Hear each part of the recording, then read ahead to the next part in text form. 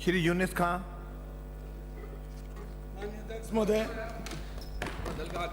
माननीय अध्यक्ष महोदय, आपका बहुत बहुत धन्यवाद। राजस्थान भू राजस्व संशोधन और विधिमान्यकरण विधेयक 2025 पर आपने मुझे बोलने का मौका दिया, उसके लिए आपका बहुत बहुत धन्यवाद। माननीय अध्यक्ष महोदय, ये संशोधन बिल जो आया है, उस बिल के पीछे जो सरकार की मंशा है वो रेट्रोस्पेक्टिव है।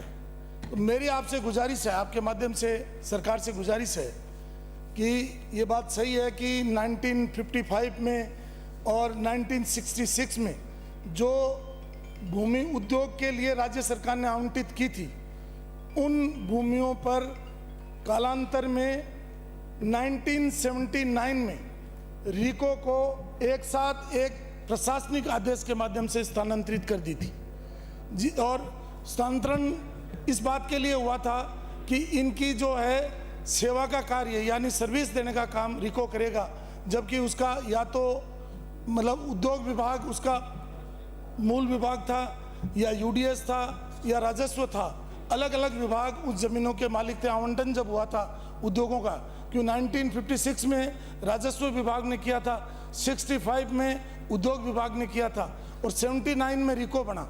फिर उसके बाद में एक आदेश के जरिए ये सारे के सारे मतलब प्लॉट्स या उद्योग जो स्थान थे, लगभग 37 ऐसे स्थान थे जिनको ये ट्रांसफर्ड के नाम से बोलते हैं, ये रीको को ट्रांसफ़र किए और फिर उसके बाद में इनका भू रूपांतरण किया जाने लगा। जो लैंड डिस्पोजेबल एक्ट 79 है रीको का, उसके माध्यम से इसका जो है वो भूमि रूपांतरण किया जाने लगा।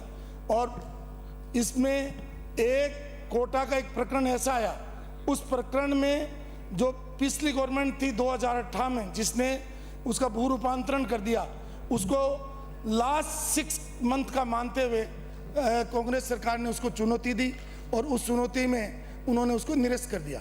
तो माननीय उच्च न्यायालय ने ये माना कि ये जो प्रकरण है वो मतलब सिर्फ इसलिए कैंसिल नहीं हो सकता क्योंकि वो आखिरी 6 महीने का फैसला है। इस बात को मद्देनजर रखते हुए मतलब जो है उच्च न्यायालय ने उसको बहाल कर दिया।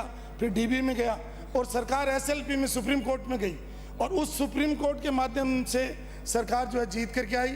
लेकिन सुप्रीम कोर्ट ने ये कहा कि आप पिक एंड चूज नहीं कर सकते, किसी मतलब व्यक्ति विशेष को लाभ देने के लिए, या जो रीको का स्वामित्व नहीं है, रीको इसका जो है भू रूपांतरण नहीं कर सकता। इस बात को लेकर के सरकार की उस समय तक बहुत सारे उद्योग ऐसे थे जिन्होंने अपना लैंड यूज चेंज कर लिया, किसी ने कोई मतलब होटल लगा ली, किसी ने कमर्शियल कॉम्प्लेक्स बना लिया, तो उनको तोड़ना सरकार के लिए मुमकिन नहीं था। तो सरकार ने थोड़ी संवेदनशीलता दिखाते हुए इसको रेट्रोस्पेक्टिव लागू करने का मंशा रखी। मेरा इसमें इतना ही कहना है माननीय अध्यक्ष महोदय कि ये पिछले सदन में जब पिछले सत्र में जब ये बिल आया था, उस समय इस बिल को रोका गया और जिन कारणों से रोका गया वो कारण कोई जनहित के कारण नहीं थे। उसमें 22 होकर के सरकार ने इस बिल को रोका और बाद में इस बिल को जो है सेलेक्ट कमेटी को भेजा। सेलेक्ट कमेटी ने भी कोई ऐसा नया कोई ऐसा उपाय नहीं दिया क्योंकि उसमें जिनकी हित थे और उन्होंने अपने हितों को पूरा किया और एक व्यक्ति की जमीन का आवंटन निरस्त करके इस बिल को वापस लेके आए। सिर्फ एक व्यक्ति को मतलब जो है आवंटन को निरस्त करके इतने दिन सरकार का पैसा फिजूल में खर्च करना, लोगों को प्रताड़ना देना, ये सरकार के लिए ठीक नहीं है। तो मेरा निवेदन ये है कि ऐसा कौन सा कारण था, वो भी माननीय मंत्री जी जब अपना संबोधन करें जब बताएं कि इसको सेलेक्ट कमेटी को भेजा तो भेजा क्यों? क्योंकि उनकी बिल के पक्ष में जो प्रस्तावना थी, जब वो बिल पास करने के लिए लाए थे हाउस में, उस समय उनकी एक ही बात थी कि हम जनहित में इस कार्य को कर रहे हैं। तो जनहित में होते होते आखिरी लाइन कैसे बदल दी गई, किसके दबाव में बदल दी गई, क्यों बदल दी गई, ये भी माननीय मंत्री जी बताएं। और अब ऐसा क्या परिवर्तन आ गया कि इस बिल को पास करवाना जरूरी है?